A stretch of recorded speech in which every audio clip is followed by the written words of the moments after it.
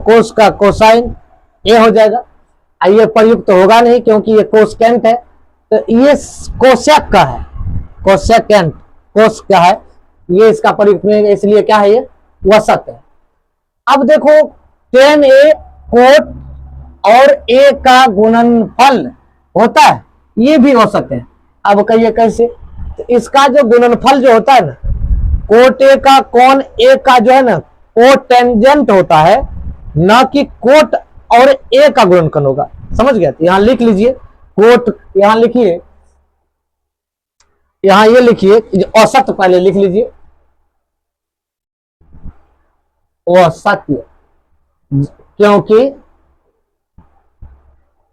Coat का content coat tangent होता है, कोट ए का कोट टेंजेंट जेंट होता है, कोट का कोट जेंटेंट होता है, ना कि कोट ए, ना कि कोट ए को, सॉरी कोट कोट और ए, ऐसे लिखिए, कोट और ए का गुणनफल का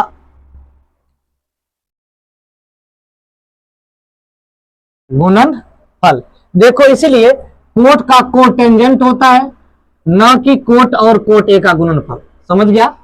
अब देखो 5वां नंबर सवाल है, किसी भी कोण थीटा के लिए साइन थीटा बराबर 4/3। अब कोई थीटा जो है, कोई थीटा के मान के लिए क्या ये हो सकता है? नहीं होगा, क्योंकि इसको लिखिए औसत। क्या लिखो? कोई भी मान के लिए कैसे हो सकता है?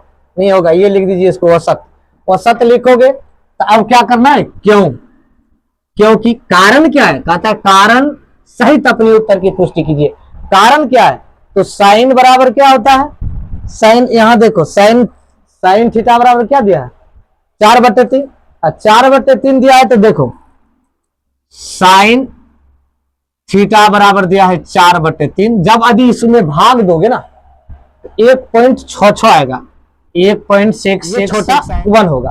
अब देखो जब यहां तक हो गया तो इसलिए क्या है, औसत ही है, क्योंकि ये मान इसके लिए मान नहीं है, और क्योंकि साइन सदैव 1 से कम होता है। यहां लिख लीजिए क्यों, तथा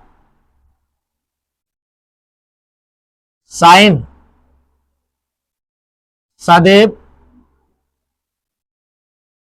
1 से